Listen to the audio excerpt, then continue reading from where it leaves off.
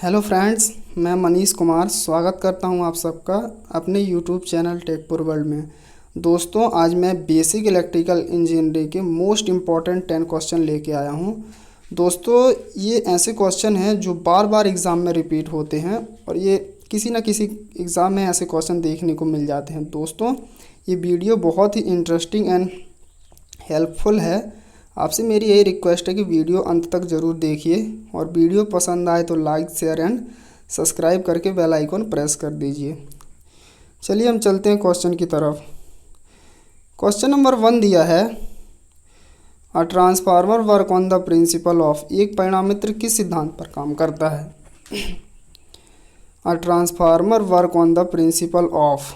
तो ऑप्शन आपके पास दिए गए हैं। ऑप्शन ए दिया है म्यूचुअल इंडक्शन, ऑप्शन बी दिया है लेंज लॉ, ऑप्शन सी दिया है सेल्फ इंडक्शन, ऑप्शन डी दिया है फैराडेज लॉ। तो इसका करेक्ट आंसर फटाफट मेरे कमेंट बॉक्स में बताइए कि इसका करेक्ट आंसर क्या हो गया। फटाफट आंसर बताइए दोस्तों, इसका करेक्ट आंसर क्या होगा।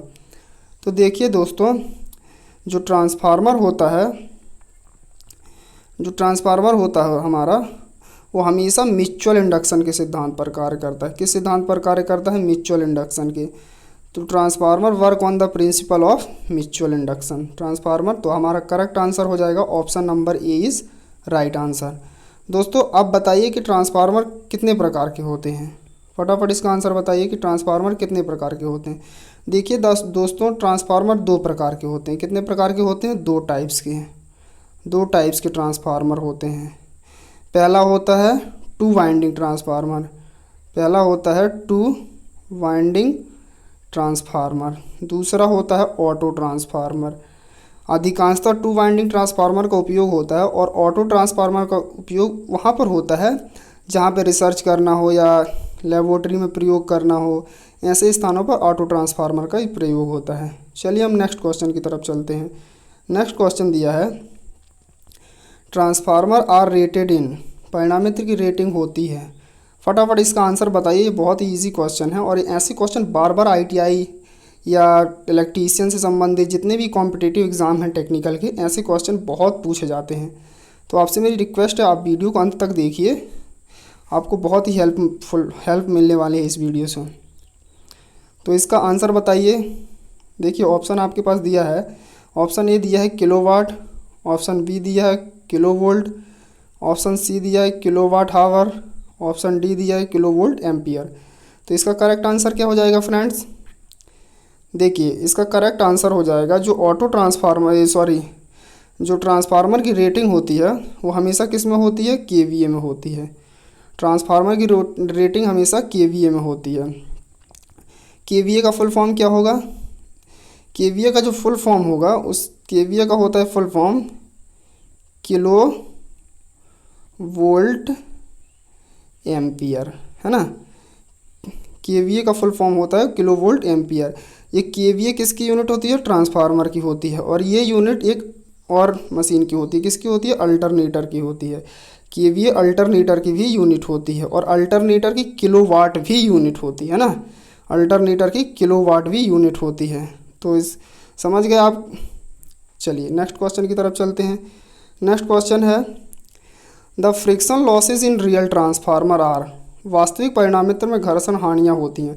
फटाफट आंसर बताइए। बहुत ही इजी, आसान और लॉजिकल क्वेश्चन है। इसका आंसर बताइए दोस्तों, फटाफट बताइए इसका आंसर क्या होगा। ऑप्शन आपके पास दिया है 30%, ऑप्शन बी दिया है 75%, ऑप्शन सी दिया है 0%, ऑप्शन डी दिया है 50%। तो बताइए कि ट्रांसफार्मर में घर्षण हानि कितनी होती है। फटाफट बताइए आंसर इसका कमेंट बॉक्स में। तो चलिए दोस्तों, मैं इसका आंसर बता देता हूँ आपको। ट्रांसफार्मर की जो घर्षण हानि होती है वो हमेशा 0 होती है। कितनी होती है? 0, है ना।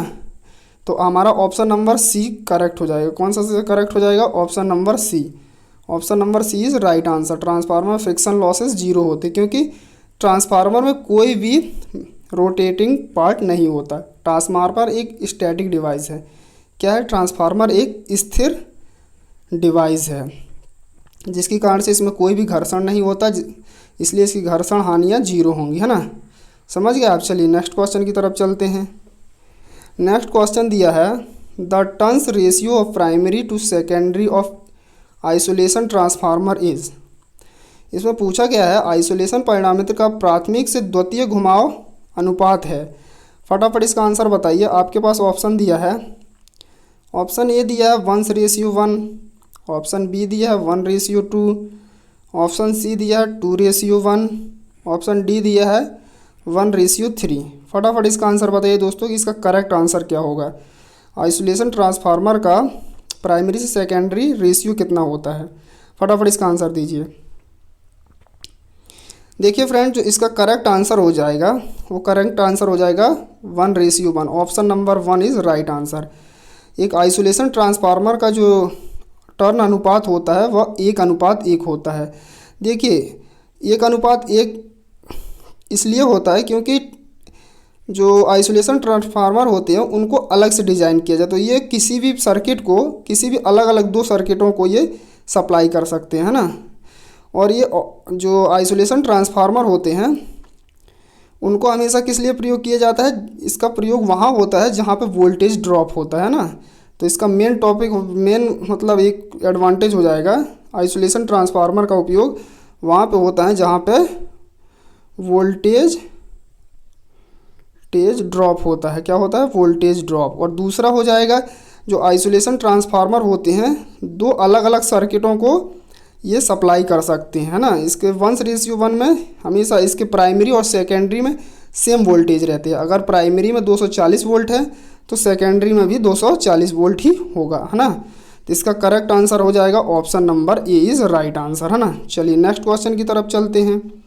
नेक्स्ट क्वेश्चन दिया है, अ पल्स ट्रांसफार्मर यूजेज।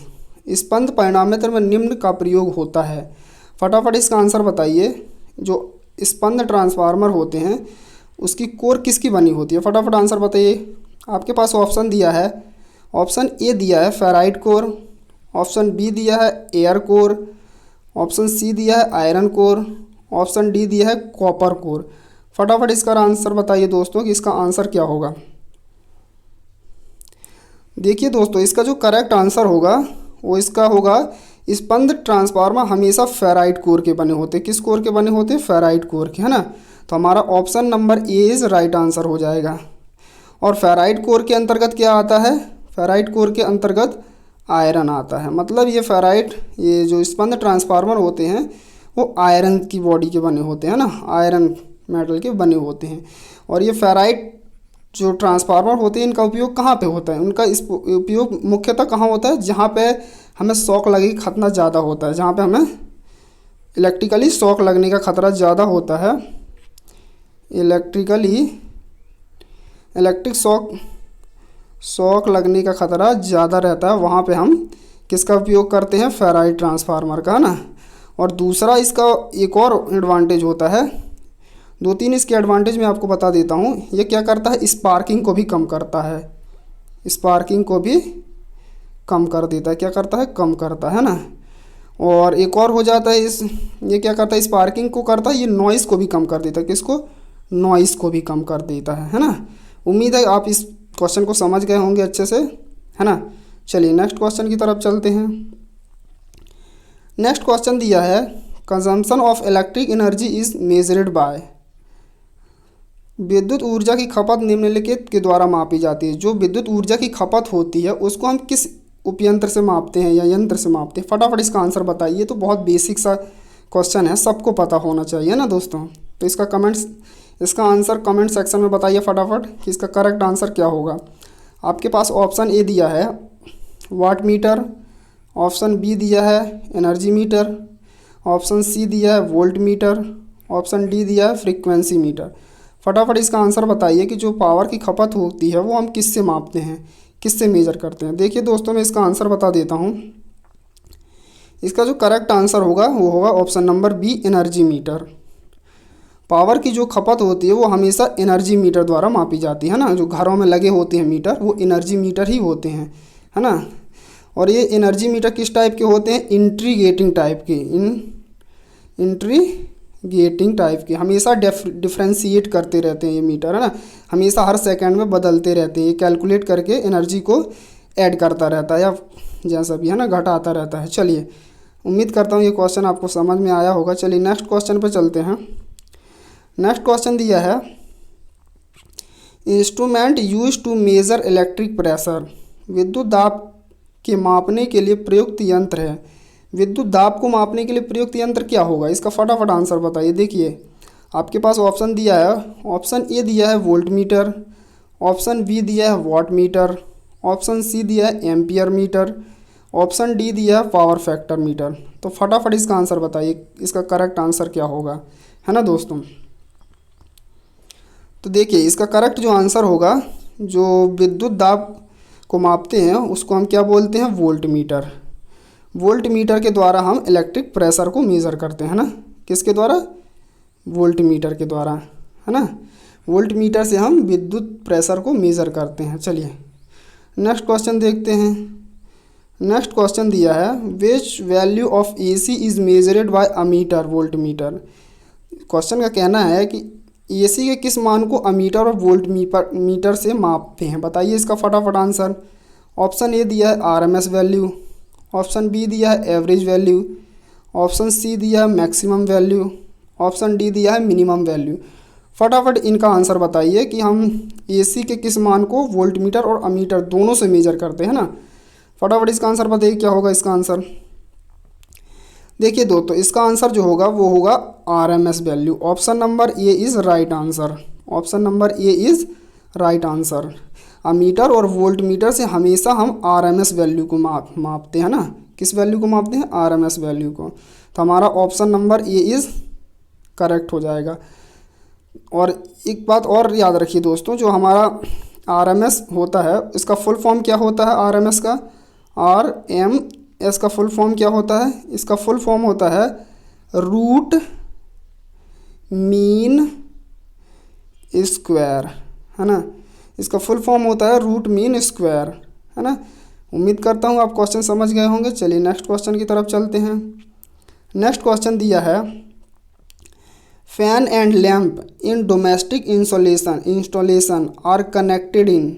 जो फैन और लैंप्स होते हैं घरों में जो लगे होते हैं वो किस कॉम्बिनेशन में लगे होते हैं। आपके पास चार ऑप्शन दिया है। ऑप्शन ए दिया है सीरीज में, ऑप्शन बी दिया है पैरेलल, ऑप्शन सी दिया है combination of series and parallel, option D दिया है नॉन ऑफ दीज। फटाफट इसका आंसर बताइए कि जो घरों में लैंप और फैन लगे होते हैं वो किस कॉम्बिनेशन में लगे होते हैं। फटाफट इसका आंसर बताइए। देखिए दोस्तों इसका करेक्ट जो आंसर होगा, जो घरों में हमारे फैन और लैंप लगे होते हैं या कूलर या टीवी जो भी लगे होते हैं वो हमेशा किस में लगे होते हैं, पैरेलल में लगे होते हैं। तो हमारा करेक्ट आंसर हो जाएगा parallel. Option number B is right answer, है ना। हमारे घरेलू जो सर्किट होता है घर का वो हमेशा पैरेलल में लगा होता है। पैरेलल में इस लगाने का एडवांटेज ये होता है कि इसमें वोल्टेज सभी इक्विपमेंट को एक बराबर मिलता है ना, और सीरीज में ऐसा नहीं होता। सीरीज में अगर हम लगा देंगे तो जो पहले लगेगा, जो इक्विपमेंट पहले लगा होगा सर्किट के, उसको सप्लाई ज़्यादा मिलेगी और बाद वाले को पावर कम मिलेगी या वोल्टेज कम मिलेगा, जिसकी वजह से ये प्रॉब्लम्स आती हैं। तो अगर हम इसको समांतर में लगा देंगे तो ये सही काम करेगा। इसीलिए घरों की सप्लाई हमेशा पैरेलल में होती है ना। चलिए नेक्स्ट क्वेश्चन की तरफ चलते हैं। नेक्स्ट क्वेश्चन और हमारा आज का लास्ट क्वेश्चन दिया है, आर 0 वाट लैम्प कंज्यूम्स। 0 वाट के लैम्प की विद्युत खपत है। फटाफट इसका आंसर बताइए कि 0 वाट का जो लैम्प होता है वो कितनी पावर खपत करता है। दोस्तों ये वाला क्वेश्चन बहुत बार एग्ज़ाम में आ गया है, बहुत इम्पॉर्टेंट है दोस्तों। ये बहुत वेरी IMP क्वेश्चन है। ये बहुत बार क्वेश्चन कॉम्पिटिटिव एग्ज़ाम में आ चुका है, चाहे वो इलेक्ट्रिकल को हो, इलेक्ट्रीशियन का हो, या फिर JEE तक में ये ऐसे क्वेश्चन पूछता है। क्योंकि इस क्वेश्चन में कन्फ्यूजन बहुत ज़्यादा होती है कि इसका करेक्ट आंसर लगाएं क्या। तो देखिए मैं इसका आंसर बताता हूँ। पहले आप इसका आंसर सोचिए अपने मन में और इसका आंसर बताइए, फिर मैं इसका आंसर बताता हूँ आपको।